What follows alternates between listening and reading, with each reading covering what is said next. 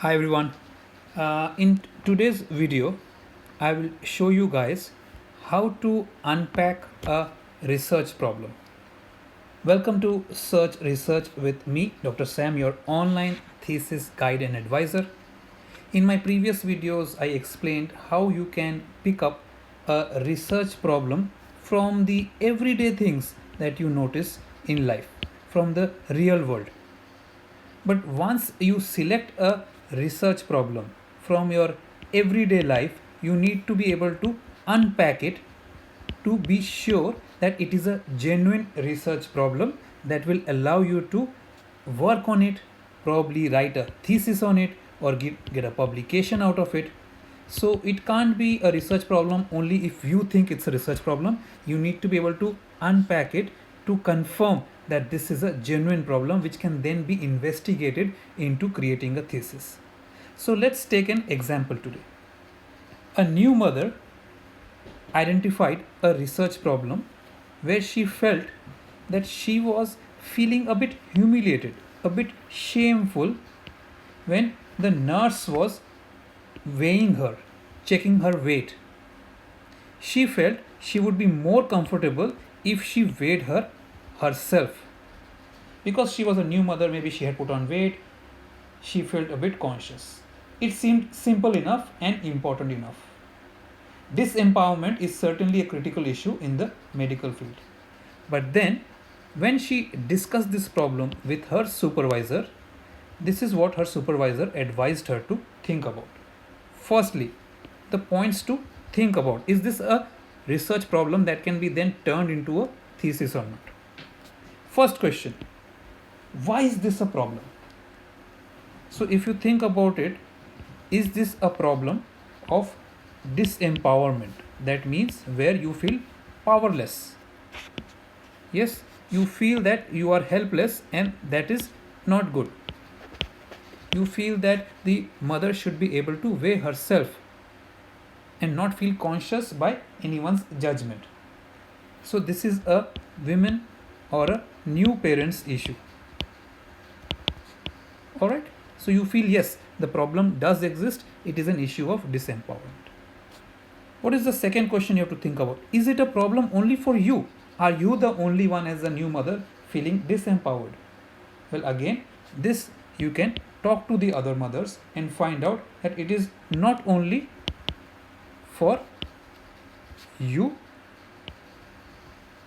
but also friends, family, colleagues. Have a chat with other women and find out if they feel the same or not.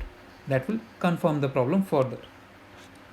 The third question is this a problem for all pregnant women or only the women that you know? So then this is where you have to start thinking about, is this a cultural issue? Is it only in a certain culture or people with certain backgrounds or people with certain beliefs about body shapes or body weight? So you have to start thinking about, this is where your first assumption will be challenged. Is it a problem for all pregnant women or is it influenced by culture, backgrounds, beliefs, etc.? Number 4, you also have to think about, is it a problem for doctors, nurses, medical staff, administration? So again, if she sits down to think about the issue from the perspectives of the doctors, nurses, medical staffs, you will realize that from their perspective, it actually may be a practice that affords them benefits such as consistency. So they know that it is the medical staff who is checking the weight, so they can probably rely on the medical staff. This is part of their job. All right. You may also feel that they feel that they have more control, more empowerment over their work. This is their job. This is nothing personal. But how they look at it, are they doing it because they are professional? So you will have to think about that as well, that why is it that the weight is being checked only by the medical staff? Why are mothers not allowed? Are mothers probably, they feel that the mothers are not in the right state of mind to check the weight or provide them with the correct response, and they will not be able to monitor the weight correctly. So find out why this problem exists. All right, then the fifth question, you have to think about what dominant paradigms are in operation here. So here you have to think about probably the power structure of the medical profession. Right? Why is the organization structured this way? So you can analyze it from the point of the medical professionals. Why is this practice in play? All right, think about patriarchy. You can think about class, gender discrimination. So it depends on the perspective that you take. So remember that in my last video when I told you can select a research problem from the everyday life, I emphasized that problems are generally can be very complex or simple, but it all comes down to what perspective you take, from whose point of view, from what lens you are viewing the problem. So here again you can choose the lens that is you are comfortable with or you want to investigate further. Question number 6. What prejudices, biases and preconceived notions are you having? So as a researcher you have to be unbiased. You can't be biased. You can't hold opinions before you conduct the research. You have to be completely objective, a neutral observer, a neutral investigator. Remember that. Alright, so here you could think as the new mother could think probably it is a personal issue. Maybe it is only a personal issue which is humiliating. Maybe the other mothers don't feel humiliation.